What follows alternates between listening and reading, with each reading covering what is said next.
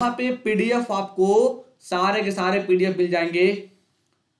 चौधरी साहब जो बड़े बड़े इमोजी यूज करते हो ना, वो इमोजी को बिल्कुल रख दो ताकि आसानी से सबके कमेंट्स देख सकूं, ठीक है।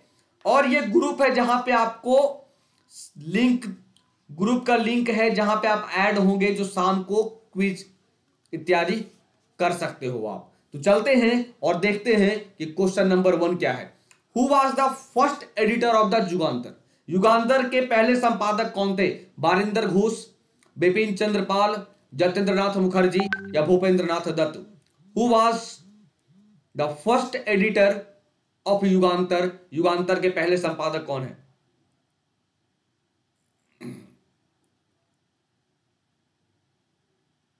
चलिए तो जरा बताइए। मैं अमरजीत जी, अच्छा ये बताइए, चेहरे की खुशी से लगता नहीं कि मैं कैसा हूं?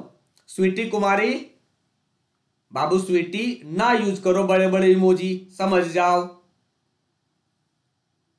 आज है राजस्थान का स्थापना दिवस, बहुत बढ़िया, 30 मार्च। क्या होगा ये? भूपेंद्रनाथ दत्त।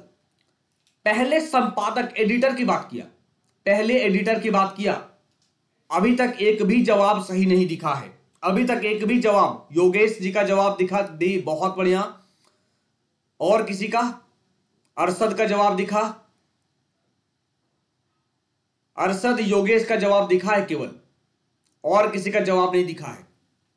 तो युगांतर के पहले संपादक की बात करेंगे भूपेंद्रनाथ दत्त। मैं आपको बता दूं कि इस बार जो एसएससी सीएचएसएल का जो पेपर हुआ है, 3 दिन में इतिहास के ऐसे ऐसे क्वेश्चंस पूछे गए हैं जो प्रीवियस ईयर पेपर में कई बार आया है, केवल उसका जो रूप और रंग चेंज कर दिया गया है। सर रूप और रंग चेंज कर दिया गया, दैट मीन्स यही है कि सर ऑप्शन को क्वेश्चन बनाया, क्वेश्चन को ऑप्शन बनाया, कुछ नहीं किया है।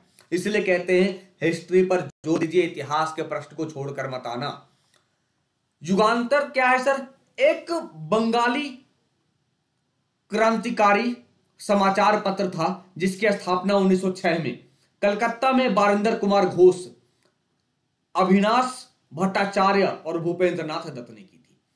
तो स्थापना किया गया 1906 में, लेकिन भूपेंद्रनाथ दत्त ने 1907 में अपनी गिरफ्तारी तक अखबार के संपादक के रूप में काम किया। तो जब आपके फाउंडर पूछा जाए, जब अगर पूछा जाता सर फाउंडर, तब आप कहते बारिंदर कुमार घोष, बिल्कुल सही, बारिंदर कुमार घोष इज राइट। लेकिन मैंने क्या पूछा?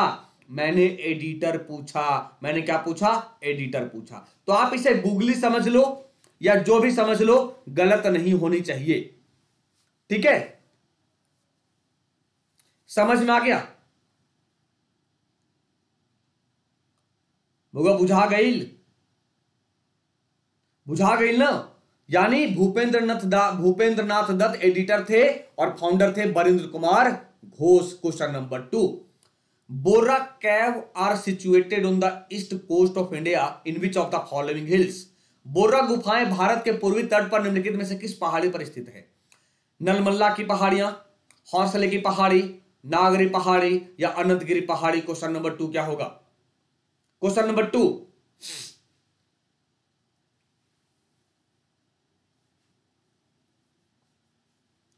आनंद सिंह, मैं आपको कैसे मैसेज करके बताऊं कि बड़े बड़े इमोजी यूज ना करिए। इमोजी यूज करोगे तो कमेंट्स आपके दिखाई नहीं पड़ते हैं, ठीक है? देखो आप लोग अच्छे बच्चे हो यार।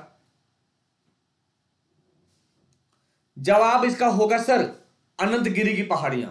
बोर्रा गुफाएं सर, ये आप कहते हो नलमल्ला की पहाड़ी, हौसले की पहाड़ी, बोर्रा गुफाएं कहां है पता है? ये आंध्र प्रदेश में है, ये आंध्र प्रदेश में है। ये कहां है बच्चों? आंध्र प्रदेश में है।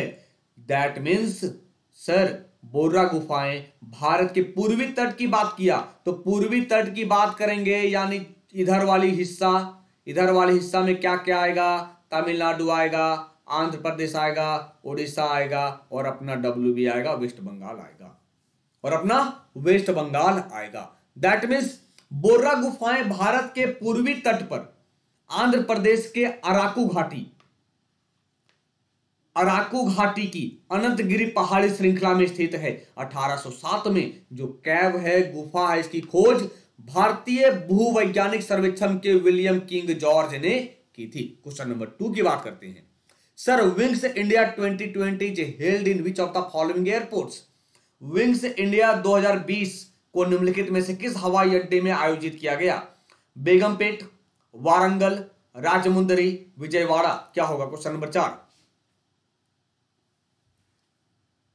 जब तक आपके पेपर होंगे तब तक आपके पास ऐसे ऐसे क्वेश्चंस हो जाएंगे जो रेलवे कहीं से भी पूछेगा, आप छोड़कर नहीं आओगे। दिनेश पटेल जी, आरती कहां से होंगी? आरती मंदिर जाओगे तभी तो आरती सुनोगे। तो स्टूडियो है नहीं, मैं घर से लाइव हूं, तो आरती सुनोगे कैसे? देखिए, चौधरी साहब का जवाब दिखा बेगमपेट, बहुत बढ़िया। तापस साहू बेगमपेट, दीपक, ईशानी, चंदन। सर, बेगमपेट हवाई अड्डा, अब जरा कमेंट बॉक्स में बताओ बेगमपेट हवाई अड्डा कहां है? बेगमपेट हवाई अड्डा कहां है? चलिए, किसमें क्या देखें जरा, किसमें कितना है दम। बताओ जरा कहां है बेगमपेट हवाई अड्डा, जल्दी। बेगमपेट हवाई अड्डा की बात करेंगे सर, ये हैदराबाद में विंग्स इंडिया 2020 हैदराबाद में बेगमपेट हवाई अड्डे पर आयोजित नागरिक उड्डयन क्षेत्र पर एक अंतरराष्ट्रीय प्रदर्शनी और सम्मेलन है। हैदराबाद की बात करेंगे सर, किस नदी के किनारे है? तो बच्चों वाली सवाल, मूसी रिवर, मूसी नदी के किनारे है। मूसी नदी के किनारे है। और क्या क्वेश्चन बनेगा? हैदराबाद से कुछ क्वेश्चन बन सकता है? बिल्कुल बनेगा। सर, हैदराबाद की स्थापना किसने की थी? तो 1724 ईस्वी में चिनकिलिच खां, चिनकिलिच खां, चिनकिलिच खां, जिसे निजामुल खां जो आसफ जाही वंश का था, उसने हैदराबाद की स्थापना की थी। अभी एट प्रेजेंट हैदराबाद किसकी राजधानी है? तो हैदराबाद तेलंगाना की कैपिटल है। हैदराबाद तेलंगाना की कैपिटल है।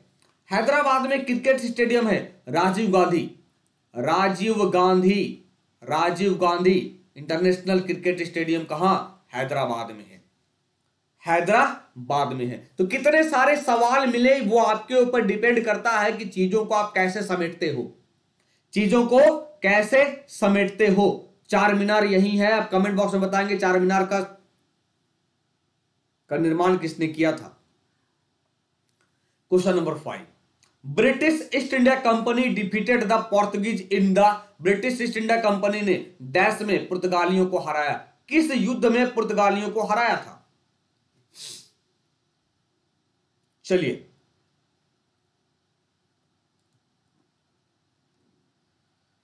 लक्की लक्की ओए लक्की, चलिए बहुत बढ़िया, बता दो क्या होगा। चौधरी साहब, कौन सी मौसी? किसकी मौसी? आंध्र प्रदेश की भी है, आंध्र प्रदेश का अमरावती हो गया बउआ। तो sir, British east India company ने सुवाली के युद्ध में, बक्सर की युद्ध की बात करें 1764, पलासी के युद्ध की बात करें 1757। तो सर ये ईयर है, डेट कौन बताएगा? अरे बच्चा मैं बता दूं, 22 अक्टूबर, ये 23 जून। तो सुवाली की लड़ाई, सुवाली के युद्ध में ब्रिटिश ईस्ट इंडिया कंपनी ने पुर्तगालियों को पराजित कर दिया। कौन से युद्ध में? सुवाली की युद्ध में, सुवाली की लड़ाई में। सुवाली की लड़ाई, जिसे सुवाली की लड़ाई के रूप में भी जाना जाता है, 29 से 30 नवंबर 1612 को सूरत शहर के पास एक गांव सुवाली के तट पर हुई थी। सुवाली के तट पर हुई थी कब? 1612 ईस्वी में। सोचिए, 1498 में पुर्तगाली आता है, 1600 ईस्वी में ईस्ट इंडिया कंपनी का स्थापना, 1608 में भारत, और 4 साल में इतनी पुरानी कंपनी को पराजित कर दिया। इतनी पुरानी कंपनी को पराजित करता है ये, ठीक है। कुली कुतुब साहब, बहुत बढ़िया। इस लड़ाई ने अंग्रेजी ईस्ट इंडिया कंपनी को एक छोटी नौसेना स्थापित करने के लिए भी राजी किया। इस छोटी सी शुरुआत को भारत में आधुनिक भारतीय नौसेना की जड़ माना जा सकता है। Question number next, both haemoglobin और मायोग्लोबिन के गठन के लिए, के निर्माण के लिए किसकी आवश्यकता होती है? लोहा, विटामिन B12, कैल्शियम या विटामिन ए? क्वेश्चन नंबर 6 क्या होगा? चलिए जल्दी यार, जल्दी जल्दी जवाब दे दिया करो, बहुत स्लो जवाब देते हो आप लोग। शिव कुमार जी, जब जागे तभी सवेरा, लेट आए कोई दिक्कत नहीं। बताओ क्वेश्चन नंबर 6 क्या होगा?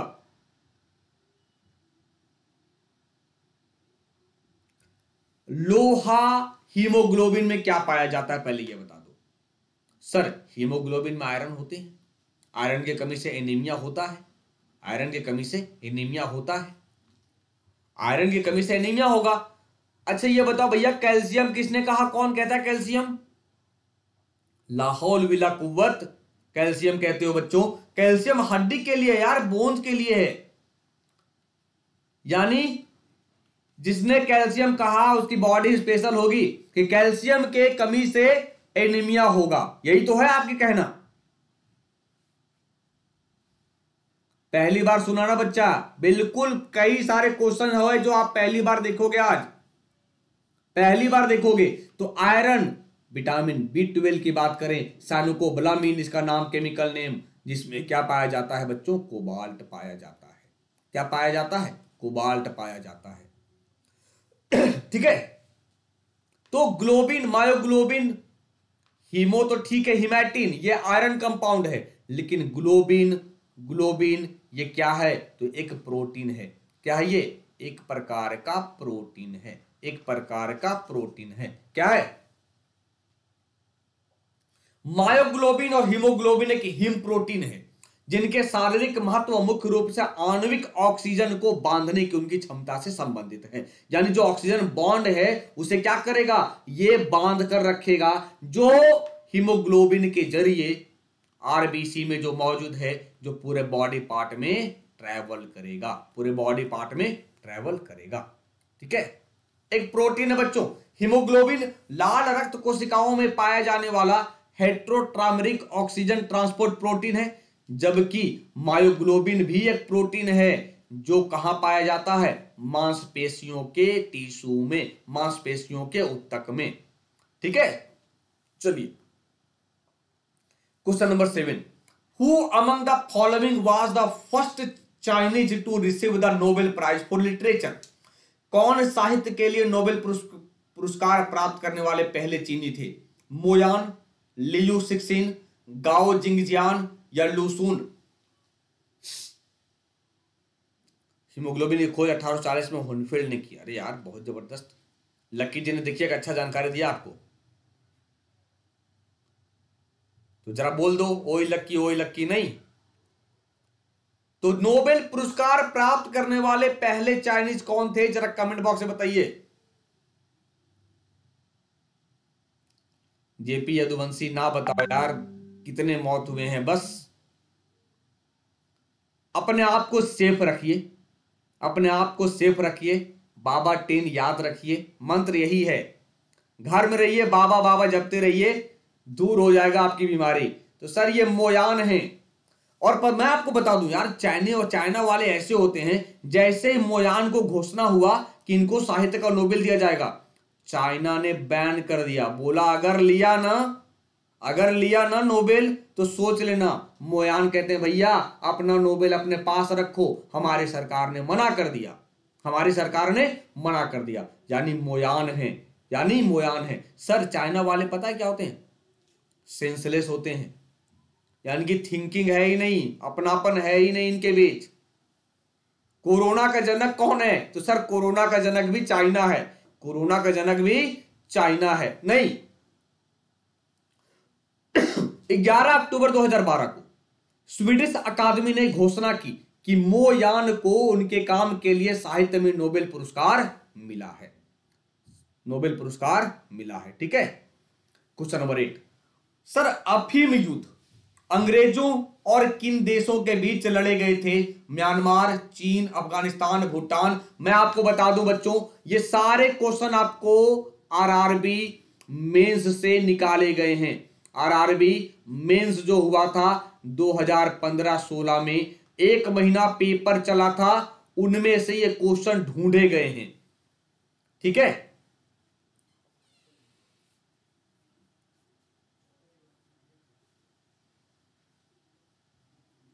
अच्छा चीन का नाम ना लूं गुस्सा आता है, तो चीन के जगह पे भावना जी क्या कह दूं बताओ?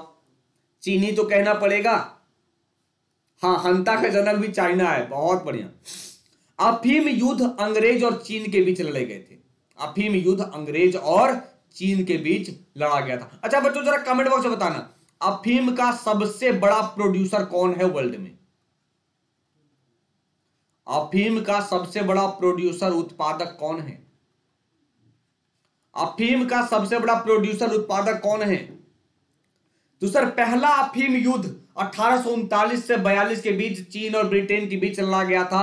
दूसरा अफीम युद्ध 1856 से 60 के बीच लड़ा गया था। इसे तीर युद्ध, एंग्लो फ्रेंच युद्ध के रूप में भी जाना जाता है, क्योंकि चीन के साथ ब्रिटेन और फ्रांस भी शामिल था। फ्रांस भी शामिल था। किस भारतीय लेखक ने टू लाइव्स पुस्तक लिखी है? और मैं आपको बता दूं, सबसे ज्यादा जो अफीम होता है प्रोडक्शन, वो कहां होगा? वो है अफगानिस्तान में। अब कहां है बच्चों? अफगानिस्तान में। कहां है? अफगानिस्तान में। ठीक है, बहुत बढ़िया। सबसे अधिक अफीम का प्रोडक्शन उत्पादन कहां होगा? अफगानिस्तान में। चैनल ज्वाइन नहीं हो रहा है, चिंता ना करिए, मैं आपको ऐड कर लूंगा। ठीक है, तो यह बता दो किस भारतीय लेखक ने टू लाइव्स पुस्तक लिखी है?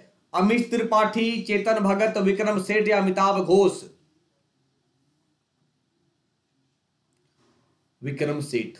किस भारतीय लेखक ने टू लाइव्स पुस्तक लिखी है? विक्रम सेठ ने लिखा है। तो सर आप ये देखोगे कि सर चेतन भगत ने कई सारे पुस्तक लिखी हैं, जो कई बार आपके पेपर में, आपका एग्जाम में पूछा जाता है। तो आइए देखते हैं कि कौन कौन सा पुस्तक लिखा गया है। Chetan Bhagat is the author of this novels. Chetan Bhagat इन उपन्यासों के लेखक हैं। कौन? 5.Someone 2004, one night at the call centre 2005, the three mistakes of my life 2008, two states 2009, revolution 2020 2011, half girlfriend 2014 और वन इंडियन गर्ल 2016। तो याद कर लेना, नोट कर लेना, भूलना नहीं, मैं लिख दे रहा हूं कि भूलना मत, याद कर लेना, रिमेंबर कर लेना। ये बहुत इंपॉर्टेंट है, ये बहुत इंपॉर्टेंट है। ठीक है बच्चों। सर कहता है प्रथम प्रतिष्ठित पुरस्कार को पाने वाली पहली महिला बंगाली लेखिका आशापूर्णा देवी थी। तो कौन सा? सर इस प्रतिष्ठित पुरस्कार को पाने वाली पहली महिला बंगाली लेखिका आशापूर्णा देवी थी, यानी ज्ञानपीठ पुरस्कार जीतने वाली पहली महिला आशापूर्णा देवी हैं। और इस बार अंग्रेजी को शामिल किया गया। इस बार अंग्रेजी को शामिल किया गया और अमिताभ घोष को 2018 में ज्ञानपीठ पुरस्कार से सम्मानित किया गया। ठीक है, question number 10। Light emitting diode converts into, प्रकाश उत्सर्जक डायोड में परिवर्तित होता है, किसमें होगा? क्वेश्चन नंबर 10 बताइए जल्दी।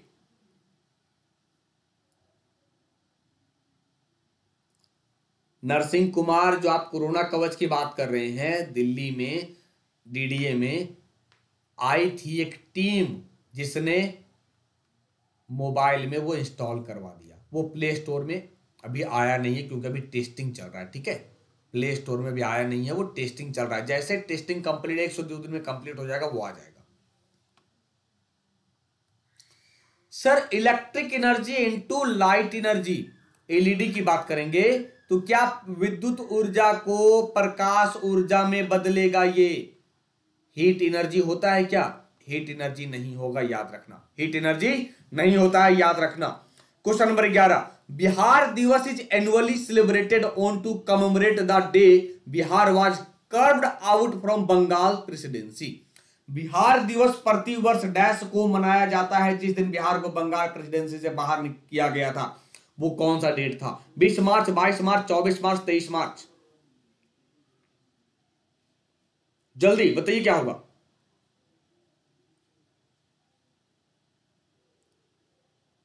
बिल्कुल आसान सा सवाल। 22 मार्च को हम क्या मनाते हैं? बिहार दिवस मनाते हैं। 20 मार्च को सर स्पैरो यानी गौरैया दिवस, गौरैया दिवस मनाते हैं,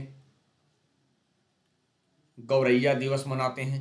24 मार्च को world TB day, world TB day. जरा कमेंट बॉक्स में बताइए कि सर 23 मार्च को क्या मनाया जाता है? 23 मार्च को क्या मनाया जाता है? जल्दी 23 मार्च को क्या मनाते हैं बच्चों, जरा कमेंट बॉक्स में बताना। 23 मार्च को क्या मनाते हैं? और 22 मार्च को मैं और बता दूं कि sir world water day, world water day, water day.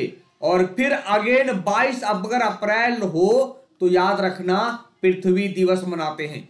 22 अप्रैल को पृथ्वी दिवस मनाते हैं, पृथ्वी दिवस मनाते हैं। जरा बताइए कमेंट बॉक्स में क्या होगा कि मैंने 23 मार्च पूछा आपसे, मैंने आपसे 23 मार्च पूछा, 23 मार्च को क्या सेलिब्रेट करते हैं बच्चों? जरा कमेंट बॉक्स में बताना 23 मार्च को क्या सेलिब्रेट किया जाता है? 23 मार्च को क्या सेलिब्रेट करते हैं? बिहार दिवस हर साल 22 मार्च को मनाते हैं सर। यह बिहार राज्य के गठन का प्रतीक है, जब 1912 में अंग्रेजों द्वारा राज्य को बंगाल प्रेसिडेंसी से बाहर किया गया था। तो याद करिए 1911 में शहीद दिवस, बहुत बढ़िया। 1911 में बंगाल विभाजन जब रद्द हुआ था तब सर कलकत्ता से दिल्ली राजधानी ट्रांसफर हुआ था, बंगाल से बिहार अलग हुआ था। इस बिहार में क्या शामिल था? तो इस बिहार में उड़ीसा, झारखंड प्लस असम का सिलचर ये शामिल था, ये शामिल था। ठीक है बच्चों। Question number 12, sir Thomas Roe visited the court of Mughal ruler dash as the ambassador of the king of England. Sir Thomas Roe ने इंग्लैंड के राजा के राजदूत के रूप में मुगल शासक के दरबार का दौरा किया, क्या होगा? बताइए। क्वेश्चन नंबर 12, क्वेश्चन नंबर 12 क्या होगा? बहुत बढ़िया, लक्की जी ने पूरा याद कर लिया जो मैंने ट्रिक दिया था। बीच में लाइक भी कर देना अगर सेशन अच्छा लग रहा होगा तो, अगर लाइक भी कर देना सेशन अगर अच्छा लग रहा होगा तो। जहांगीर के दरबार में आए। अच्छा जरा कमेंट बॉक्स में बताइएगा कि जिस समय ब्रिटिश ईस्ट इंडिया कंपनी की स्थापना की गई, ब्रिटिश ईस्ट इंडिया कंपनी की स्थापना की गई, उस समय भारत में किसका शासन था? उस समय भारत में किसका शासन था? जल्दी। जिस समय ब्रिटिश ईस्ट इंडिया कंपनी की स्थापना हुई उस समय भारत में शासन किसका था? तो सर थॉमस रो किसके दरबार में आते हैं? जहांगीर के दरबार में आते हैं। किसके दरबार में? जहांगीर के दरबार में। कैप्टन हॉकिंस, कैप्टन हॉकिंस भी, कैप्टन हॉकिंस भी किसके दरबार में आते हैं? जहांगीर के दरबार में आते हैं, जहांगीर के दरबार में आते हैं। सर जिस समय ब्रिटिश ईस्ट इंडिया कंपनी की स्थापना की गई उस समय भारत में शासन अकबर का था। क्यों? क्योंकि ब्रिटिश ईस्ट इंडिया कंपनी की स्थापना कब की जाती है? तो ब्रिटिश ईस्ट इंडिया कंपनी की स्थापना होता है 1600 ईस्वी में और अकबर की मृत्यु होती है 1605 में। अकबर का मृत्यु होता है 1605 में। तो याद रहेगा। आगे देखिए, सर थॉमस रो ने 1615 में ईस्वी में मुगल सम्राट जहांगीर के दरबार का दौरा किया, सूरत में व्यापार करने की अनुमति प्राप्त की। तो सबसे पहले कौन आया? कैप्टन हॉकिंस सबसे पहले आता है। कैप्टन हॉकिंस सबसे पहले आता है, याद रखना, जिसे इंग्लिश खान की उपाधि दी गई, जिसे इंग्लिश खान की उपाधि दी गई। ठीक है, चलिए।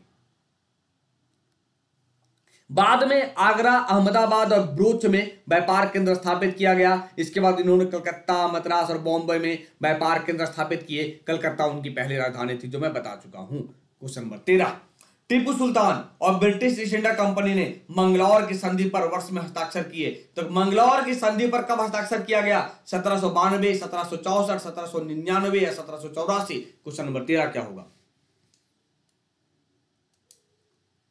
अकबर 2 साल रहा था, मतलब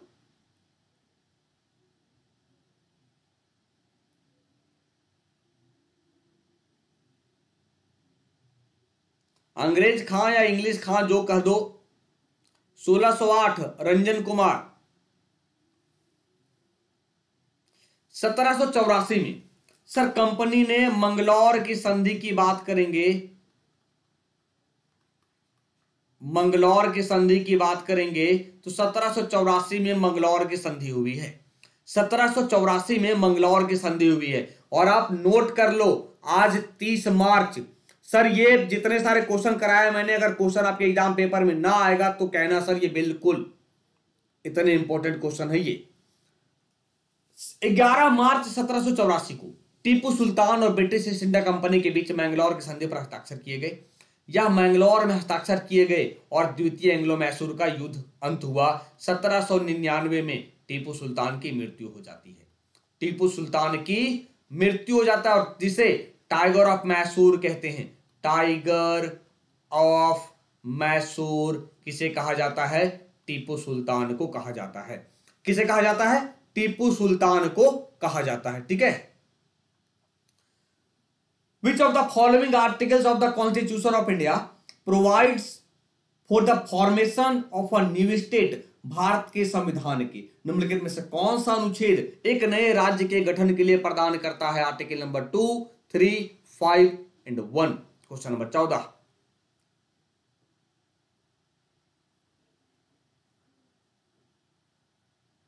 हुमायूं मरा था सीढ़ी से गिर के, बिल्कुल सही, बिल्कुल दीपक जी, ये 1 घंटे की क्लास है।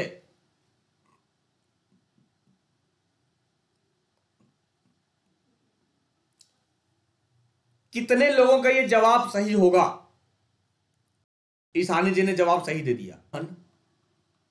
राज्य के निर्माण के लिए अनुमति प्रदान करता है। सर एक कहता है ना भारत राज्यों का एक संघ होगा, राज्यों का एक संघ होगा। एक तो ऐसा ही खत्म हो गया, एक ऐसा ही खत्म हो गया। 5 है सिटीजनशिप, नागरिकता से जुड़ी, 5 है नागरिकता से जुड़ा। तो 2 और 3 में कंफ्यूजन आपको मैं दूर किए देता हूं। अनुच्छेद 1 यह घोषणा करता है कि भारत राज्यों का एक संघ है जिसमें 28 राज्य और प्लस यूटी हैं। 2 कहता है सर नए राज्यों का प्रवेश या स्थापना, तो कैसे? छीन लो ना, लड़ लो, पाकिस्तान को मिला लो। लेकिन तीसरी की बात करेंगे तो जो पहले से हमारा राज्य है, संसद विधि द्वारा नए राज्य बना सकती है तथा पहले से अवस्थित राज्यों के क्षेत्रों, सीमाओं या नामों में परिवर्तन कर सकती है, जिसका एग्जाम्पल है बच्चों जम्मू एंड कश्मीर। क्या होगा बच्चा? जम्मू और कश्मीर इसका एग्जाम्पल है। 2 और 3 में कंफ्यूजन। सर ये कंफ्यूजन दूर करना होगा ना ओम प्रकाश जी, ये कंफ्यूजन दूर करना होगा ना भला बालक। तो जम्मू और कश्मीर का उदाहरण है, याद रखना। ठीक है।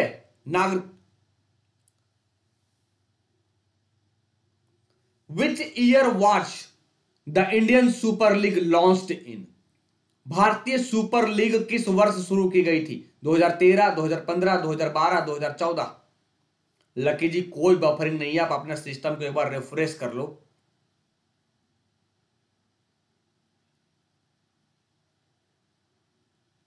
मंजू कुमारी पहले कोरोना से तो निपट लें, पेपर तो होगा ही।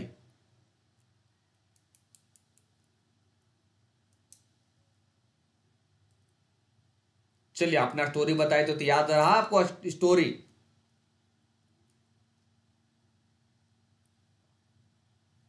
क्या होगा जवाब इसका? 2013। अच्छा जरा बताइए कमेंट बॉक्स में कि भारतीय सुपर लीग किस खेल से संबंधित है?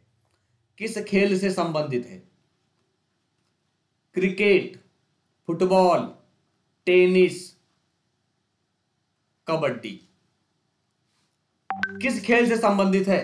क्रिकेट से है, फुटबॉल से है, टेनिस से है या कबड्डी से है? क्योंकि चारों गेम का लीग भारत में चलता है, चारों गेम का लीग भारत में चलता है। तो सर क्रिकेट की बात करेंगे, आईएसएल नहीं है, क्रिकेट का नाम क्या? आईपीएल है। क्रिकेट का नाम आईपीएल है भैया, फुटबॉल है आईएसएल। क्या है? फुटबॉल है आईएसएल, इंडियन सुपर लीग की बात करेंगे, फुटबॉल है। तो 21 अक्टूबर 2013 को आईएमजी, रिलायंस इंडस्ट्रीज और स्टार स्पोर्ट्स की साझेदारी में स्थापित इंडियन सुपर लीग को भारत में फुटबॉल के खेल को बढ़ाने और देश में इसके प्रदर्शन को बढ़ाने के लक्ष्य के साथ शुरू किया गया है। सेव वाटर सेव ड्रिंक, पानी को बचाइए, पानी को बचाइए, ठीक है। बीच में देखो याद आ गया तो मैंने आपको ये कमेंट्स कह दिए। Question number 16, election commission of India is mentioned in Indian constitution अंदर, भारतीय संविधान के तहत भारतीय चुनाव आयोग का उल्लेख में किया गया है। पार्ट 9, पार्ट 15, पार्ट 5 या कोई नहीं? हाँ, 80K चैंपियन, 80K चैंपियन 2019-20, बहुत बड़े अरिंदम अधिकारी।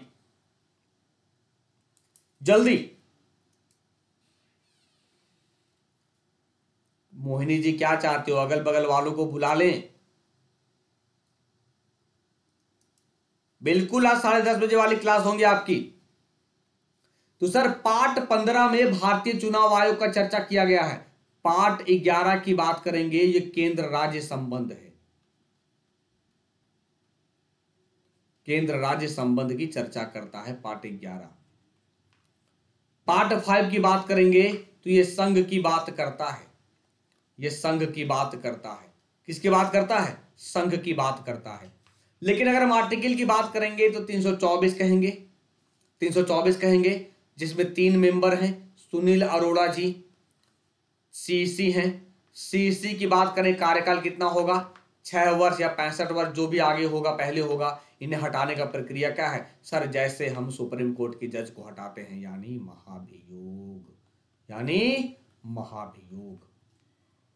तो सर चुनाव आयोग का काम क्या है? चुनाव आयोग का काम है राष्ट्रपति, उपराष्ट्रपति, लोकसभा, राज्यसभा, विधानसभा का चुनाव कराना, जो चीफ इलेक्शन कमिश्नर होंगे।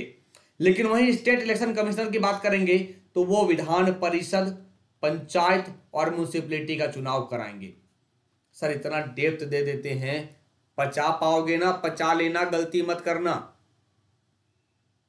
Question number 17, the second most senior office in the country is of, देश का दूसरा सबसे वरिष्ठ कार्यालय किसका है?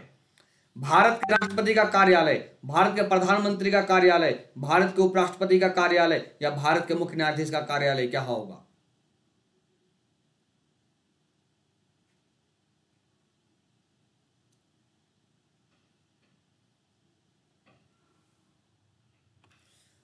सर पहले राष्ट्रपति है, दूसरे नंबर पे उपराष्ट्रपति है। क्यों दूसरे नंबर पे उपराष्ट्रपति हैं? क्योंकि सर भारतीय संविधान का अनुच्छेद 63 कहता है कि भारत का एक उपराष्ट्रपति होगा।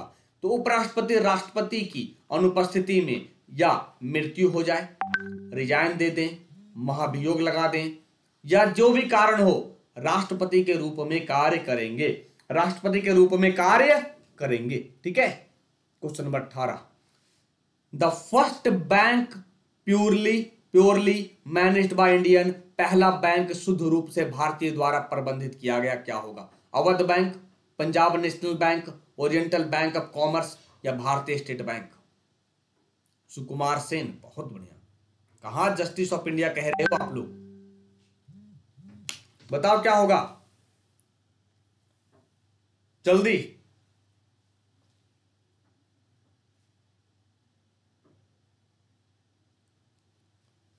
क्वेश्चन नंबर 18,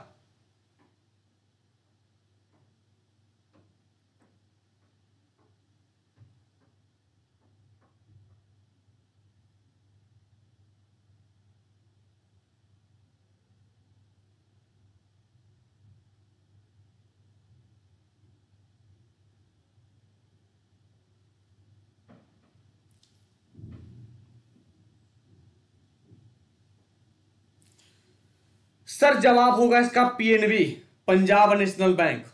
क्या होगा बच्चा? Punjab national bank. चलिए, थोड़ा सा कमेंट्स रुक गया था, इस कारण से मुझे देखना पड़ा मोबाइल। यानी पंजाब नेशनल बैंक होगा इसका।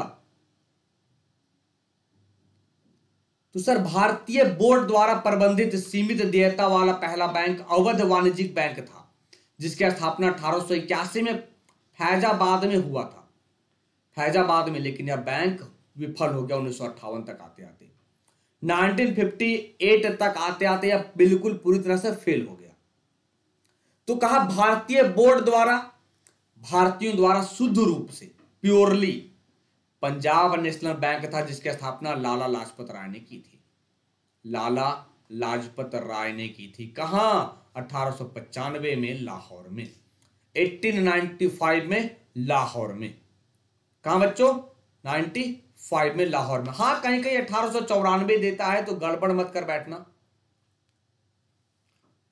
लेकिन बैंक ऑफ हिंदुस्तान, भारत के लिए पहला बैंक बैंक ऑफ हिंदुस्तान था, बैंक ऑफ हिंदुस्तान था। ठीक है। Export import bank of India was established in, Bharat में निर्यात आयात बैंक की स्थापना कब की गई थी? 1981, 1982, 1983 या 1984? चलिए, क्या होगा?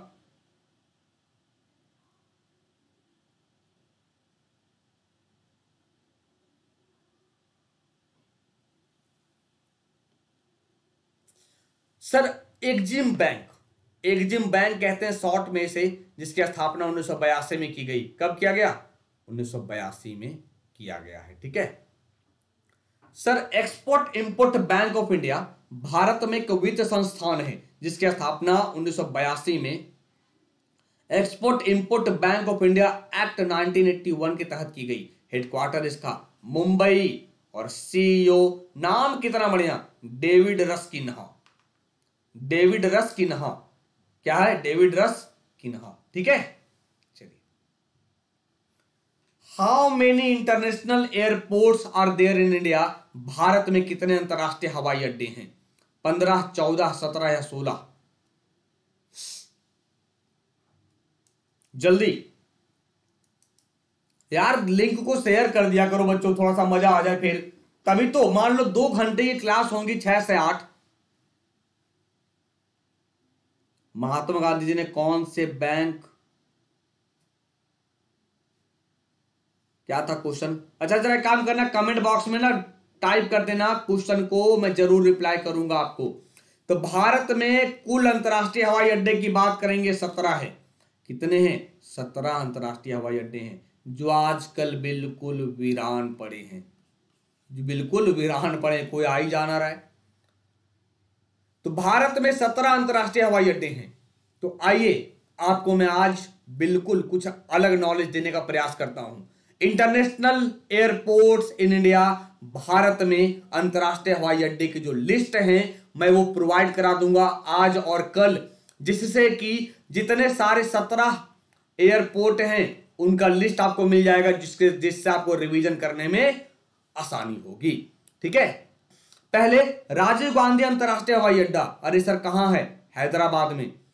कालीकट अंतरराष्ट्रीय हवाई अड्डा कहां है? कालीकट केरल में, कालीकट केरल में। और सबसे ज्यादा अंतरराष्ट्रीय हवाई अड्डा कहां? केरल में 4 है। सबसे ज्यादा अंतरराष्ट्रीय हवाई अड्डा कहां? केरल में 4 है। फिर छत्रपति शिवाजी अंतरराष्ट्रीय हवाई अड्डा Mumbai, Kempe Gowda international airport Bengaluru, Kempe Gowda international airport Bengaluru. Vasco da Gama शहर में गोवा हवाई अड्डा है, वास्को डिगामा शहर में गोवा हवाई अड्डा। और तिरुवनंतपुरम इंटरनेशनल एयरपोर्ट की बात करें तो ये तिरुवनंतपुरम कहां जाएगा बच्चों? ये चला जाएगा केरल राज्य। जैसा कि मैंने कहा, सबसे ज्यादा एयरपोर्ट भारत में किस राज्य में है? तो 4 एयरपोर्ट है इंटरनेशनल एयरपोर्ट, जो कहां? केरल में लोकेशन है।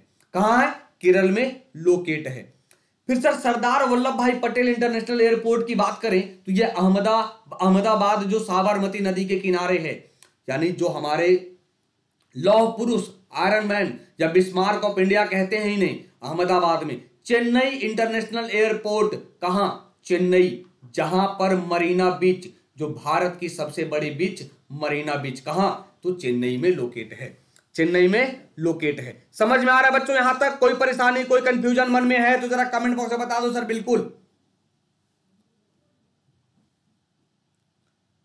तो ये और मेरे कई सारे कोर्सेस आने वाले हैं 6 अप्रैल से। डीआरडीओ लॉन्च हो रहा है। एसएससी को टारगेट करिए, एसएससी को टारगेट करिए सर। एसएससी में एमटीएस है बच्चों, सीएचएसएल है और सीजीएल है। 2020 में पेपर होगा। तो अगर आप अपने सुंदर भविष्य की कामना करते हैं तो बिल्कुल सबसे पहले अनअकैडमी लर्निंग ऐप को डाउनलोड करिए। डाउनलोड करने के बाद, इंस्टॉल करने के बाद ओपन करिए। ओपन करने के बाद मोबाइल नंबर डालिए, फिर गेट ओटीपी पे क्लिक करेंगे। गेट ओटीपी पे क्लिक करने के बाद मैनेज गोल करेंगे, जहां पे जो जिस भी गोल है आने वाले समय में जरा कमेंट बॉक्स में बताना बिहार एसआई का किसका पेपर है, बिहार एसआई मेंस। क्योंकि मैं आने वाले समय में बिहार एसआई मेंस का लेकर आऊंगा, क्योंकि बिहार एसआई मेंस का एग्जाम 26 अप्रैल को होना था, ये पेपर अभी होगा नहीं क्योंकि जैसा सिचुएशन बन पड़ा है। तो बिहार एसआई मेंस जिनका पेपर होगा आप कमेंट बॉक्स में जरूर बताना।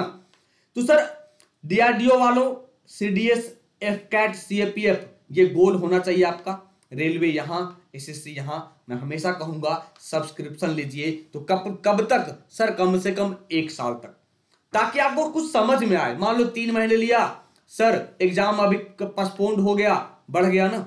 मान लो सर प्री पास कर गए, क्या करेंगे? मेंस के लिए जाएंगे ना। तो बिल्कुल बाबा 10 यूज करिए और बिल्कुल अपना फायदा उठाइए। तो इंटर रेफरल कोड में क्या करना है? बाबा 10। कई सारे बच्चे कहते हैं सर वाईफाई चैम्प क्या हुआ? सर वो कोड काम नहीं कर रहा था। एक्चुअली क्या था कि थोड़ी टेक्निकल ग्लिच हो गई, इस कारण से वो कोड काम नहीं कर रहा था। इस कारण से याद करिए बाबा 10 सबसे पहले आया था। तो बाबा 10 को यूज करिए, referral code proceed to payment करेंगे। एसएससी वालों बच्चों देख लो, जब 6000 होगा, जैसे बाबा 10 यूज करोगे 5400 हो जाएगा। इसके बाद हम और आप आपस में बात करेंगे, जैसे पेड करना चाहिए आपके ऊपर डिपेंड करता है।